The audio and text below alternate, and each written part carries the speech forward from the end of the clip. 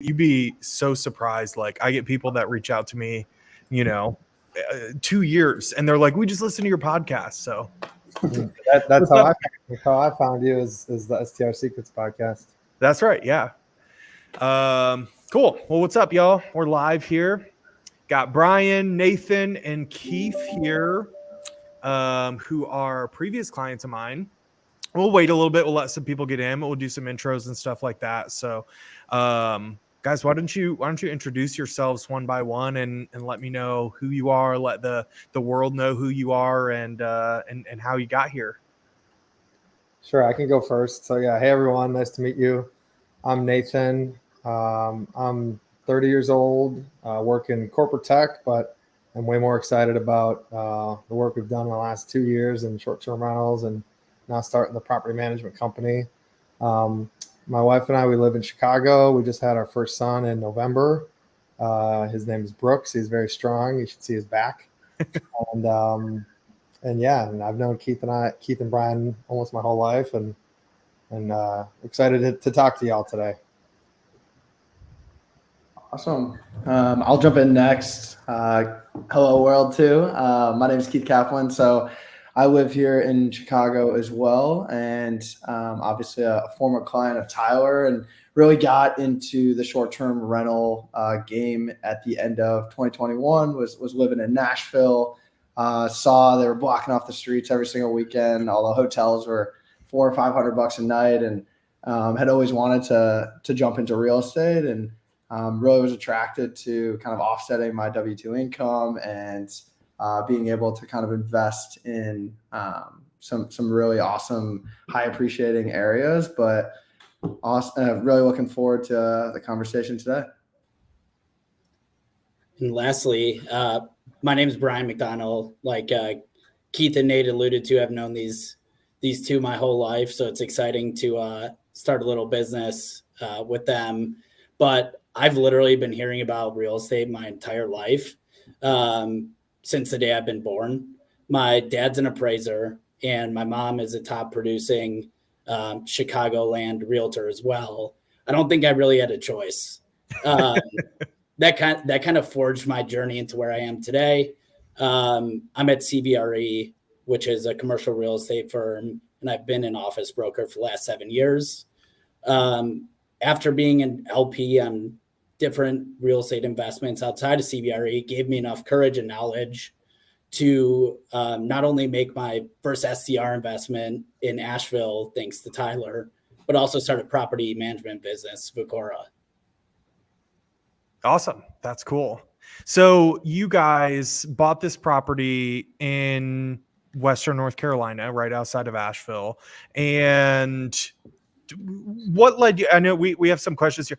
Like what? Yeah. And Andrew Keller's in the comments. He's awesome. He photographed the place, but like, what led you to calling me today to actually come and do this live video? Because y'all, what I want to say is these guys actually reached out to me to say, hey, we want to give back and do what we can and provide value because we have this awesome property that's doing so well. So what led to that? Like, what was the trigger?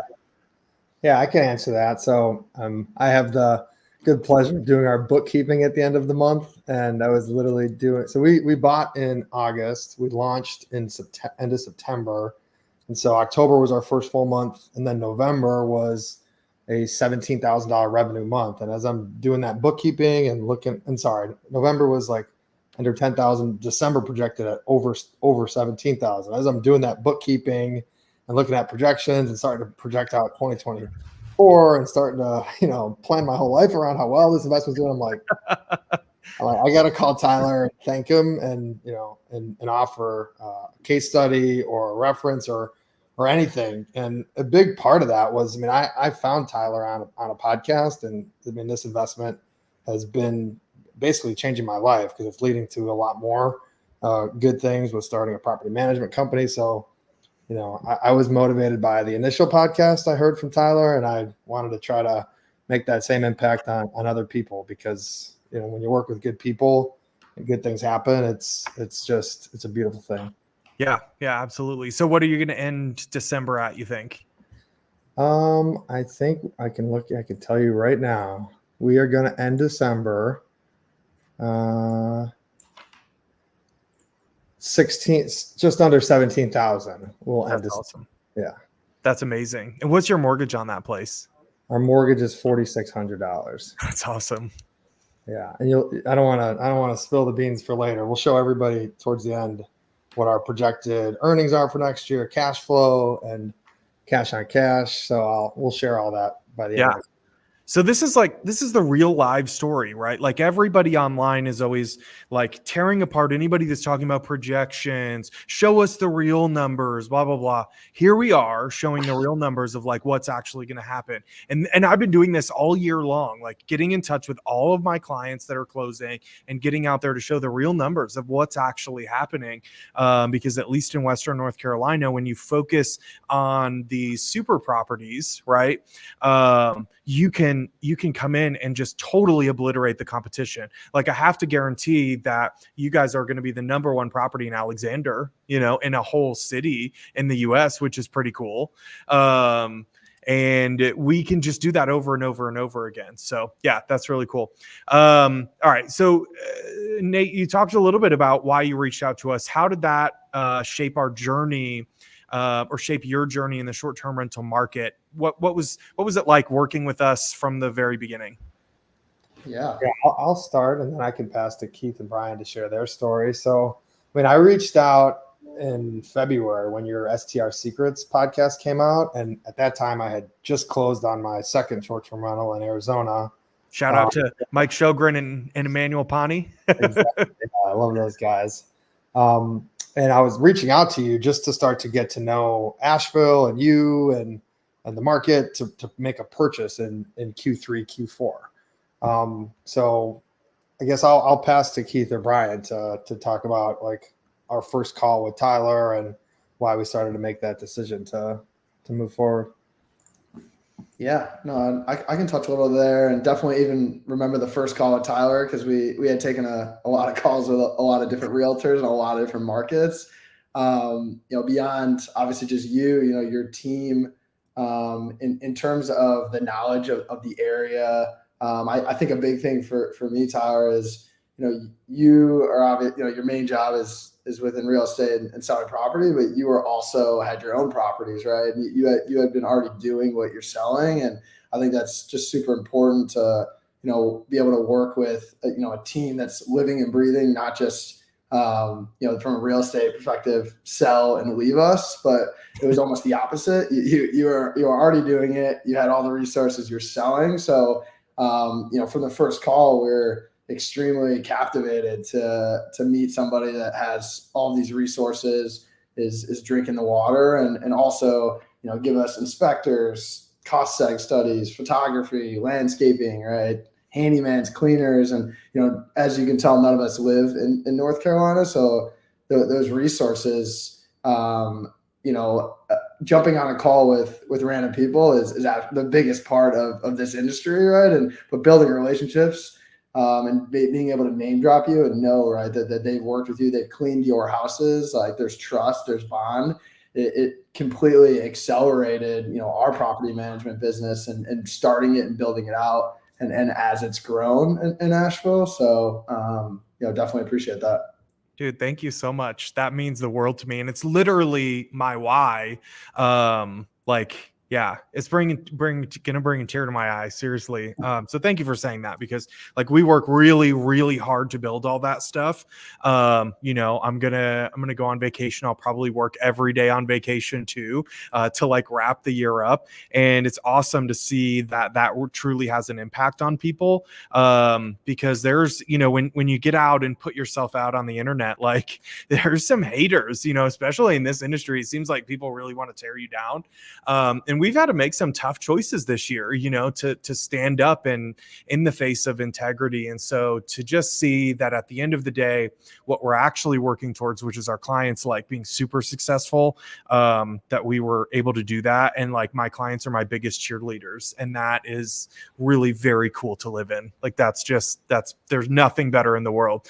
So yeah, if y'all are watching this, just like putting that value out there, doing the right work and living in integrity integrity. It really matters. And it's a lesson I've learned a lot this year. So if you're struggling with that right now, it's a path you want to walk, just putting as much value out there as you can. So that kind of leads us to our next question, which is building trust in our industry. So like, how did you trust our team and our connections, the vendors, and how did that contribute to you guys acquiring 4 houses in just 2 years and starting your property management company, Vacora? Brian, you want to take that, or I can too? Or? Yeah, go ahead, Keith. I think at a high level, like I think it goes back into, from a trust perspective, it's, they almost like us knowing you, especially like in this submarket, like they knew we're serious buyers, right? They knew we were going to move forward, and just having that name recognition was huge. I think from the acquiring 4 properties, starting the property management business. I think one of the biggest keys to us is almost as we are continually building and managing in multiple different markets, it's like, how do we replicate, right, what you've built? How do we take almost that model and the relationships, and if we can't get it from Tyler, Coon and Clearwater, right, we got to go there and build those, almost that model ourselves and be able to network in that way. So getting that model for you on like what good could look like in a really, really great growing region, I think absolutely has helped accelerate us, and also has kind of set the standard, right, of like what we want. So yeah, you set a gold standard. It's not good for other brokers across the country. Thank you, hard guys. to replicate. Yeah, I don't know how much more flattery I can take, but keep going. Yeah. I mean, if I could add, I'm not sure how many people are listening, but when everyone's talking about short-term rentals, they want to talk about how sexy it is and having a vacation house, but the reality is you're not always just trying to go capture the upside of the deal and the cash flow. You got to protect against the downside, and the risk when you're trying to buy a property is are the house's bones good? Is it in the right location? If you've never, I had never been to Asheville, North Carolina. And so I would say the 2 biggest risks that working with the Savvy team takes off is, one, in the purchasing a house process is, literally having a relationship with the owner of the inspection company. So even after the first inspector came out, we were able to have the owner of the company go out a second time to check out a few things at the foundation that we had concerns with. And then, Tyler's team was going out regularly to take videos and making sure that our designer had the right numbers for her estimate. So just taking the risk in the underwriting process, like we never saw the house. We never saw the house. I still haven't seen the house completed. So that risk, right? It's like, so for people listening. Can somebody throw the link if anybody has the Airbnb link, throw it in the chat so everybody can take a look too. That'll be super cool.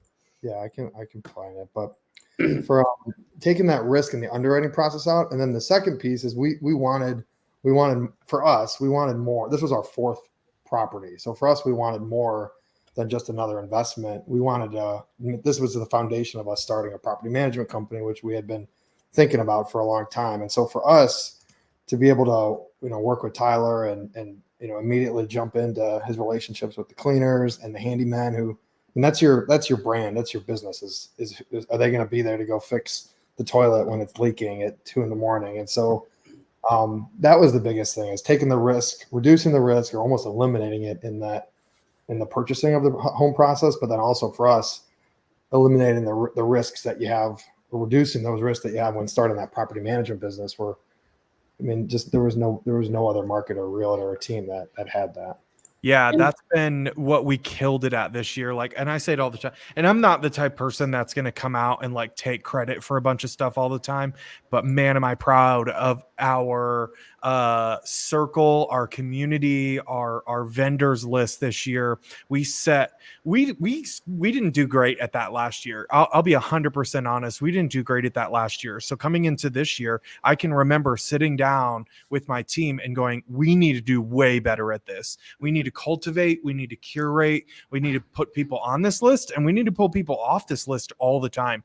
That list now is literally, we work on that every single week. Like, it is a major piece, and it's crazy how often people have brought up that that's been helpful for them. So when you put that intention out in the world of like, this is what I want to do better, and then focus on it all year long, and just make sure, again, putting that value out there. It's awesome that was then a value for you guys. So to see that come from, where we saw, hey, we could do a lot better here, all the way to we did it. It's so cool. It's so cool to see. Cool. Awesome. So you guys launched your property here less than 9 days ago. What are those projections going to look like? Yeah, we could actually give you our actuals for this rolling 12 months, which we're really excited about. We launched under 90 days ago. We have over 150 nights booked and 100K in bookings. We did not think we were going to get there that quickly. I think there's a few things that we could attribute it to. One is only focusing on super properties. I don't know if you've trademarked that or not, Tyler. That's a Bill Faith thing. He'll kill me. All right. And then I think the biggest thing for us was just really making the right decisions around furniture and decor. We think if you kind of cheap out on that, it really impacts the kind of results that you're going to get. So that's one of our guiding principles in any investment that we make. Yeah. Do you want me to throw this up here? You ready for this now? Yeah. Nate will jump into more of the specifics around what we're projecting and kind of what the investment looked like. Yeah. Cool. Yeah, definitely. So, I'll just go through it. The purchase price originally was like $715. We got it down to $707 in the inspection period. Thank you, Tyler. And I can't remember, was it Eagle Inspection Company? American Eagle, yeah. American Eagle, thank you. That team was great. We did the 10% down, 3% closing cost, and our furniture design. That ended up, our estimate was pretty spot on. Shout out to Beckett Homes, who does an awesome job with the design and build out. We could have a whole nother call on that. But yeah, our total costs were $202,000. In the last 90 days, we've done really well. You can see on the bottom left here, performance metrics. That's what we've done. So we've averaged a 606 daily rate and 66% occupancy. We did $36,000 in October through December of this year. So that's actuals. And then we're projecting for next year, 240 nights booked, 150,000 in earnings. And the cash flow on that, which is you take our 150,000 minus all of our expenses, our cash flow is the 58,000, just over 58,000. So on our initial investment, it's 30% plus cash on cash, which for any real estate investors on the phone, we typically in long-term rentals, you typically look for somewhere between 6 and 8% cash on cash. For the short-term rental investors out there, you're typically looking for, call it 10 to 12. We're doing 30. And even if you were paying, we manage it ourselves, and we think we're the best in the world at managing. But if you were paying us some other excellent manager a 20% fee, you'd still be at 15% cash on cash, which is by any measure an awesome investment. Yeah, it definitely is. And not only that, but this is after putting $110,000 into furniture and design. I actually have clients this year that have put up to $300,000 in furniture and design. And I didn't recommend that. Sterain and David like nice things. They build amazing houses with an incredible decorator, interior designer that we use, Ashita. But even their cash on cash return is into the multi double digits at this point, even putting $300,000 in. So it's crazy that you can still hit 30% cash on cash return, putting $110,000 into furniture and design. And this place is is totally renovated. I mean, you guys didn't have to come in and renovate a lot. So that's literally all furniture and design. And so it just goes to show, like, the more you put in to that furniture and design, the higher your cash on cash return goes. Yeah, and I think one of the things, and definitely, you know, another shout out to like the Beck and Holmes team, and not, you know, between like our management team, Beck in yourselves, right? Like, we had a really, in terms of like operationally getting this thing from start to finish in under 40 days, you know, or right at that 40-day mark, was huge. I mean, we technically never took a really like a mortgage payment loss, right? Because of kind of that focus to get it stood up, which was awesome for this one. I couldn't believe how quickly. I mean, I remember like closing the deal, and I feel like it was hours later, you guys texting me this house that was all set up, and I was like, how the hell did they do this? But it just goes to show, like, you guys did everything right. I mean, you trusted us, you hooked up with the designer early, and you weren't scared, right? Like, the designer came to you and they said, this is our plan, and you guys just said, like, yes. And so by not holding up any part of that process, probably your cash on cash return outside of just your projection will actually be a lot higher, because you guys really got the jump on things. Like, I guarantee when you look back on year one and you run all the actuals, your cash on cash return will be higher than that, just because of how quick you guys got to the market. And if you guys are already at an average daily rate of 606, how much more is that going to be once you have a bunch of reviews behind you? And it's all 5 stars, of course. You guys are awesome managers, but I would expect those numbers to go up pretty significantly. I get texts from people right now all the time that tell me, like, it's been a year in, I did 40% more than we initially projected. And it's almost every client that texts me that a year in. And so that's really, really cool. Carly Snap said, sign me up for 30% cash on cash return. Carly, we do it all day, every day. It's there. We have it, like, if I was Julia Childs, like, we have the recipe, you know? And for anybody on the phone, I'm happy to walk you through the detailed expense breakdown and you know, everything. We didn't want to do that on this call, but I'm happy to do that for anybody interested. Cool. All right. So what's next? You've got Tyler, we did want to give you a little bit of a shout out here. Yeah.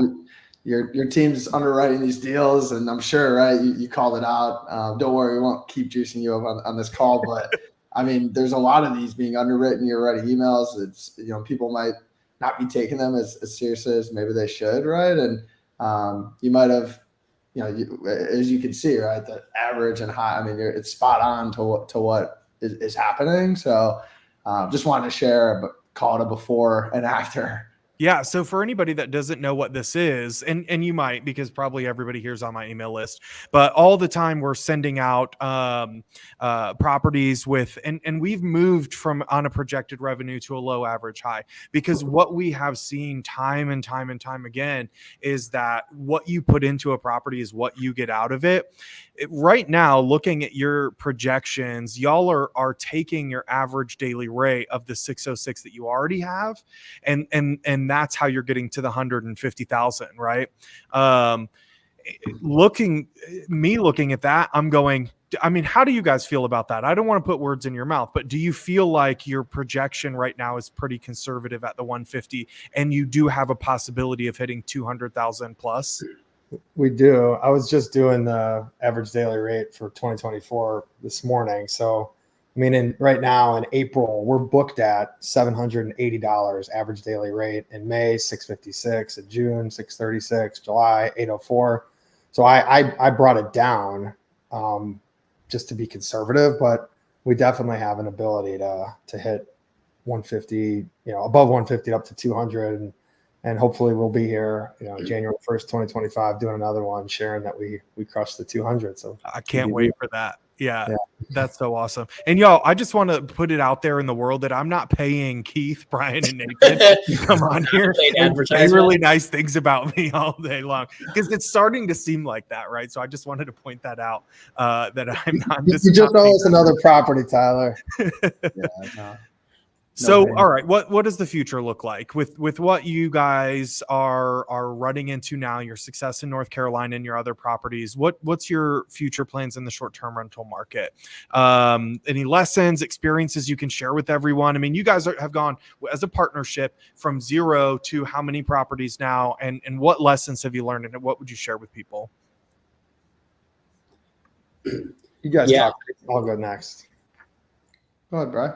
Yeah, I was going to say, since, Asheville was my first property, getting into the short-term rental game, the first property is always the hardest. I think Keith and Nate can attest to that as well. Unless you're working with Tyler. Just joking. But Adding it to my tab. Yeah. But being able to create a second stream of income outside your day job and owning a cash flowing asset is truly worth it. And it's like really rewarding to see the end result and, all these projections. It's awesome. Yeah. And I'll comment kind of like, call it like our future plans. And we've mentioned it a couple of times. So we have a property management company. And I actually do like to call out that me and Nate technically have bought 3 rentals before we actually jumped in, right, to property management. And I know Bill, everyone talks about jumping in, and it's absolutely, there's a lot of lessons, right, to be learned, like just grabbing and getting photos and just standing up in Airbnb. There's probably a lot of people, maybe not in this chat, or that are experiencing, maybe blowing Tyler's phone up, that aren't having success. So I think, we molded a lot of our 2-3 years experience of different property managers and things to kind of get a real strategy on how to make this one super successful. So this year we're planning to take on about 5 to 10 folks that are going to get kind of their first to third, like short-term rental, kind of walk them through from underwrite, design, all the way through to, helping them manage and launch their properties. So that's, one of our big goals for going in this year. And I think, we all on this call are probably going to at least buy at least one more, at least going into this year, but I won't speak for Brian and Nate on how many they want to buy. Yeah. From my perspective, I mean, I'm buying one property at least every year. But to me, like when I think about my 2024 goals, a lot of it is focused on property management. I had a personal experience that makes property management, very important to me. And when we started in December 2021 in Nashville with our first property, and as I learned about revenue management and, trying to get our property manager to optimize our property and struggling with that, I was like, okay, I got to try this. So I bought my second property in Flagstaff, Arizona in Feb 2022. I was planning on doing property management, and then my wife got pregnant and it wasn't good timing. So we hired somebody, and total storm. Like, he was basically overcharging us, and we basically for 6 months were locked into a brutal contract, and we lost money, and thank God we've taken it over since, and we're doing great. But for me, like, I want to be able to, do for other people in property management what we've been experiencing. We're, by using the right tools and being in price labs every day and communicating to guests and delivering that awesome experience, you can make a ton of money in this space. And for a long time, people have been asking to kind of do one of these with me, and I don't want to invest with 20 different people. So now that we have a property management company, we have a way to help people get their investments off the ground and then manage them for the right way that maximizes the revenue, protects the asset. So yeah, for me, 2024 is all about, buying one more property, but more importantly, I want to try to bring in, our goal is 10 property management clients in 24. So look out, excited for where we're at this time next year and what we can talk about. Awesome. Very cool. Yeah, that's amazing. So, any parting thoughts for anybody? Like, what were some of the biggest mistakes you've seen, and those lessons that you've learned that now you can turn into some wise nuggets for maybe some folks that are just starting out? Yeah, I think one that's like big for me that really hits home, and for people that are looking at your properties, like before we buy a property, like we really think and talk about, right, like like and try to like truly envision like what kind of people are going to be staying at these properties, and like how are we going to market to them, and just not things that I did not do right with my first property, and now that we've come to this journey, like Asheville is a really awesome place, and hopefully we're not totally ruining it for the locals, right? But like there's a lot of people from New York. I mean, there's a lot of bachelorette parties, like really, definitely me and Nate have gone to a lot of markets, right? Albuquerque, New Mexico, like on the road. And you start to really, it's kind of two points here, but you start to really learn that there's a lot of sub-markets. We grew up in Chicago that, if you really can understand and learn what kind of people are going there, do you want to market to those people? And even if it's the coolest house in the world, are the right type of people traveling there? So I think, not being afraid to invest out of state and like truly go get immersed in like a new market. And the other side of it is, right, having that vision for like what story you want to really tell. Because if you go on Airbnb and you're booking Airbnbs and people, it's convincing stories of like what experience you're gonna have there, and the competition is real, right? So I think those are two big ones that kind of stand out for me. Yeah, awesome. Nate, Brian, anything from you guys? Yeah, I would say the biggest lessons learned is definitely do your underwriting, get your underwriting checked by someone like a Tyler or another real estate investor in your family or friend network. Like, get your underwriting checked, but when the numbers pencil out, jump into getting that property under contract, and then work with Tyler and the inspector to go the extra mile in that inspection process. Pay for the extra inspection. If there's something that's fishy to you, just pay for whatever it is to get it inspected and figure out whatever you need to figure out to make sure that you're not going to be having problems later. So my advice is just pay the extra $100, $1,000 in each step of the process, especially like inspection. Then once you get under contract, the design and build out process, pay the extra dollars in the right areas, and it will pay off over time. If you try to cheap out on something, you end up taking on way more risk, and it's just not worth that risk. So spend the extra dollar at each part of the process to do it right, to avoid risk later. Yeah, and then for me, I think this applies to pretty much every industry, but just build the best team that you can. You could only be an expert in a couple of things, but just arming yourself with the right people, like a realtor, a property manager, inspectors, and all that kind of stuff, I think really goes a long way to really arm yourself with a super team. And that'll really implore you to do great things.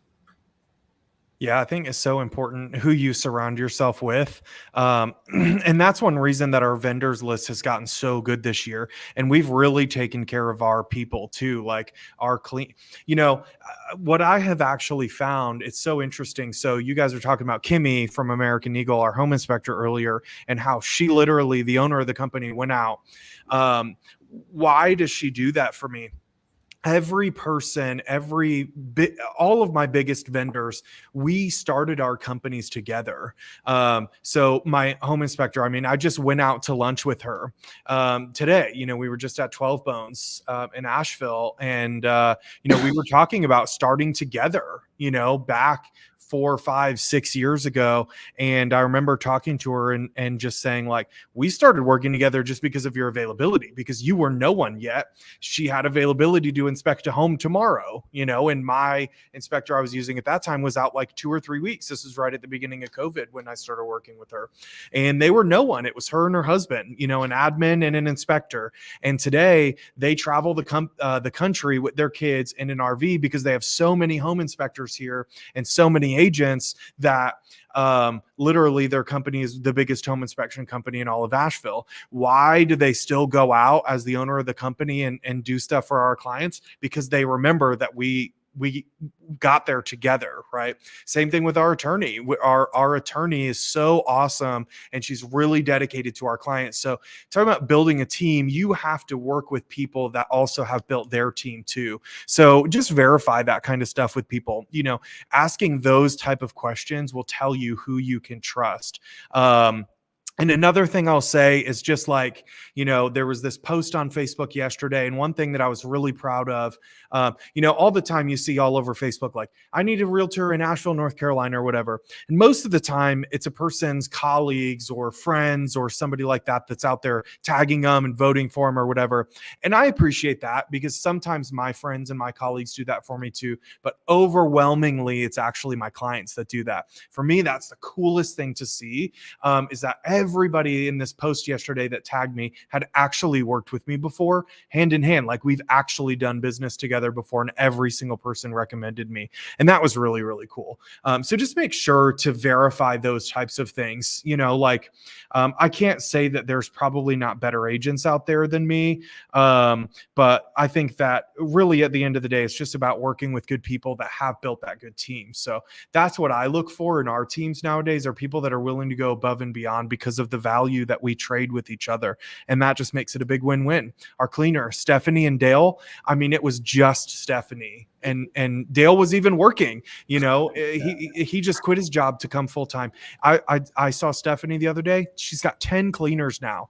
And who comes to my house personally to clean it is still Stephanie to this day, because she just wants to make sure she does a good job for us, and she's the best cleaner I've ever worked with, and just the best person. Yeah. Shout out to Stephanie and Dale. You guys are awesome. And to Starla and Barbie and Jenna and everybody else on that team. Yeah. Absolutely. Yeah. It's very cool. Well, awesome, guys. What do you think? Any last parting thoughts? Yeah, I think, I don't see who the guests are, but I want to hear from people. Want to hear from you too, Tyler. Like, you just had another year in the books. What's your recommendation? What did you learn in 2023? What's your advice for, people trying to buy their first or second home, and what's your advice? I think that for years now, the real estate industry has been kind of like two minds, right? You have all these investors that are talking about what a great market it is at 3% interest rates. And you have all these people that are saying property values are going too high. We're going to wait for property values to crash. And then interest rates went to 8.5% and property values didn't come down. They kept going up, right? So people said, well, I'm not going to buy now because now I'm going to wait for interest rates to come down. And so I had dozens of clients buy at 8.5% interest, dozens throughout this year. And like every single one of those people are making $20,000 or $30,000 a month in revenue right now on their short-term rentals. Maybe not everyone, right? The people with lower purchase prices or whatever. But my point is, you can buy the right piece of real estate in any market. Right? Buy the right piece of real estate because it's the right piece of real estate, not because it's the right time or the right interest rate or the right price. Like, if you look at why the market is where it is, it's a lack of properties, right? I don't know if everyone knows this, but right now in the United States, since the 2008 crash that wiped out thousands of builders, we need 8 million homes. Who in the hell is building 8 million homes right now? Like, nobody. We're building like 1 or 2 million a year. And that's putting us more and more behind the number of homes that we need. So why invest in real estate? Because it's just going to keep going up. I would be really surprised to see real estate come down in terms of prices. And now you have the benefit of interest rates coming down. But here's what I'll tell you. The second interest rates hit 5.5%, what's going to happen? Everybody's going to jump back in the market and they're going to buy like crazy, driving prices up. We're going to be in multiple offer situations all over again because there's no houses to buy. So don't wait for this magical thing to happen to jump into the market. Like, jump into the market and then wait. That's all you have to do, is jump into the market and then wait. I never bought a piece of real estate that I regretted. Everything has worked out really, really well for us. And at the end of the day, if you look at the trends, even if the economy crashed and if real estate did go down, the periods that real estate actually fell are far smaller than the periods where real estate continued appreciating. Far, far smaller. If you look at, like, I don't know, it's a 100-year graph or something, the periods are like this small where it actually went down, and they're like this big where it went up. So even if something like that did happen, you can hold through it as long as you've got the cash flow, and you're in the best industry for cash flow. So you'll be fine. That would be my advice. Just stop waiting for the next thing to happen. You have to make it happen. Agreed. You marry the house, you date the rate. That's a marketing trick by real estate agents. I don't like that kind of stuff. Nate probably just Googled that. It works for me, Tyler.